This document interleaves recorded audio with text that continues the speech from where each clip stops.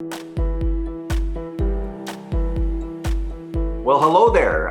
It's my pleasure to give the most recent update on the City of Belleville as we deal with this COVID-19 virus outbreak. This has been a very exciting week for us and for me because, for the last 10 weeks since the provincial declaration of emergency, my messages to residents and businesses has been about the things that we cannot do, the things that we have to close, the things that residents cannot use. And it's not something that I've really enjoyed doing, quite honestly.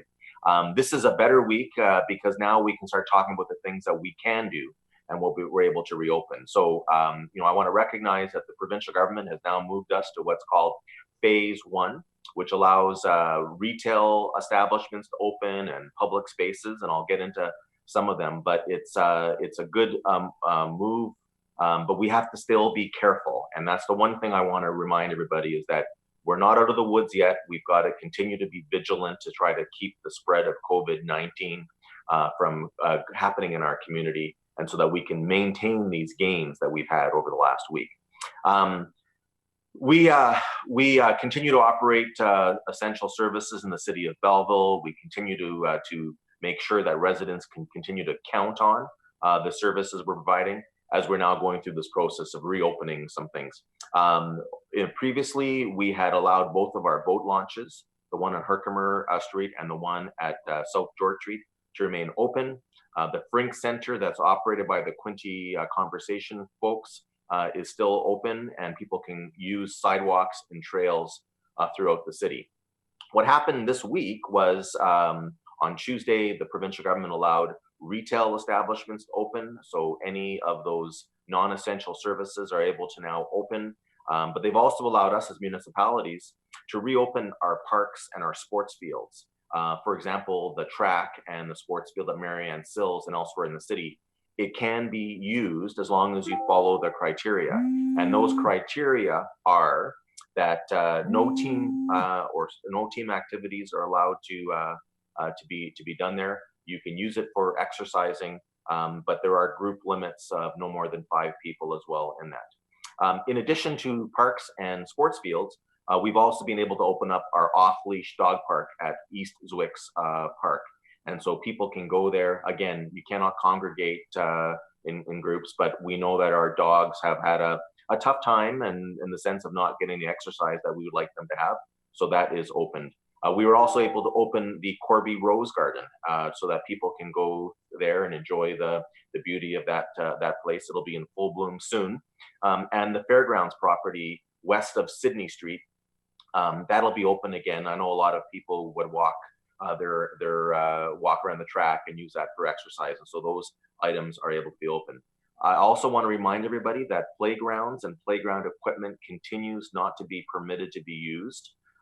We are working to find out with the health board what the best way when we are able to reopen them to keep them sanitized and safe. But playgrounds and playground equipment is not open at this time. But some good news is that both of our marinas will be opening on May the 30th. So the province has given us some time to get them ready. They were permitted to be open today, but ours are not quite ready yet. We're trying to save residents and taxpayers some money by redeploying some of our staff. And we have to go through a training process with them, as well as an understanding of what our safety protocols will be for that area.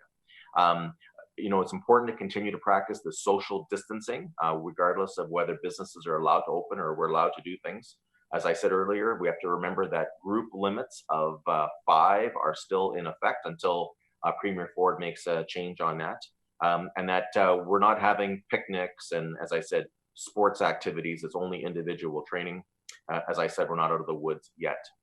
One thing I can also talk about is the fact that we are now planning our activities to make sure that our services are there for you. We have gone to only on-demand service with Belleville Transit. We're working on a plan for how we can reactivate with some scheduled service over the next little while. Again, we've tried to be very careful about hiring some additional staff members that we normally do for the summertime. We've tried to hold that back, and we're redeploying some of our existing staff. And Belleville Transit is one of those items that we're looking at how we'll deal with this when we're allowed to see some of that ridership improve. We know that some of our manufacturers in the Quinte Industrial Park are starting to reactivate some of our car part manufacturers, and we know people need to ride transit to get there. And so we're trying to figure out how that will all work, and more information will come with that in the future.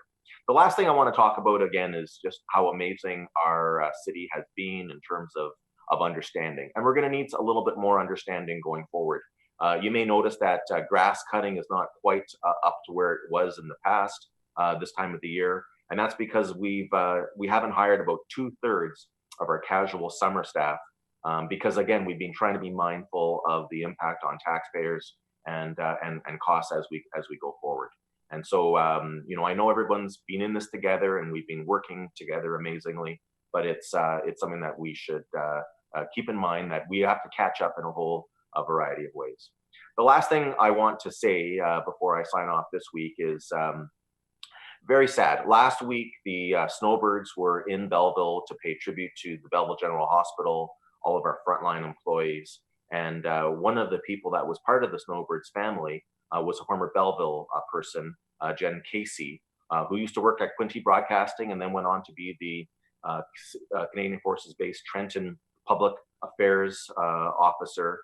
And then she joined the Snowbirds, and she tragically lost her life on Friday as they brought Project Inspiration across the country to thank those first line workers for us. And when she was in Kamloops, British Columbia, there was a malfunction or something happened with the plane, and unfortunately Jennifer lost her life. And I and the council want to send our condolences, not just to her personal family, but the entire Snowbirds family. Jen had a smile that was larger than life, and she would really light up a room, and she loved doing what she was doing. And we're all sad for that. We're privileged that she was here just a week and a bit ago to be part of that, the work the Snowbirds were doing.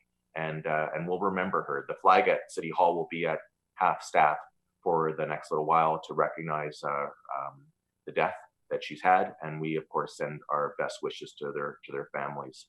We appreciate that in the midst of all the difficult things that we've had to deal with as a community, Jen and her colleagues were trying to make us feel better. And it is really unfortunate that during these times, someone who was so good as she was has lost her life tragically.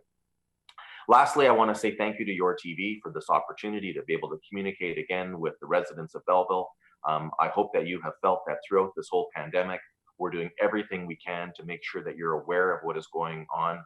For more information, you can go to the City of Belleville website and look at our COVID-19 page to see happenings on that. And it's a relief for me to be able to share some good news about our reopening. And I just hope that we continue to be diligent so that we don't have to take a step backwards and go back to some controls. But I know that our community is working so hard that we're going to see more and more relaxation in the future. And I'll check in again with you all next week.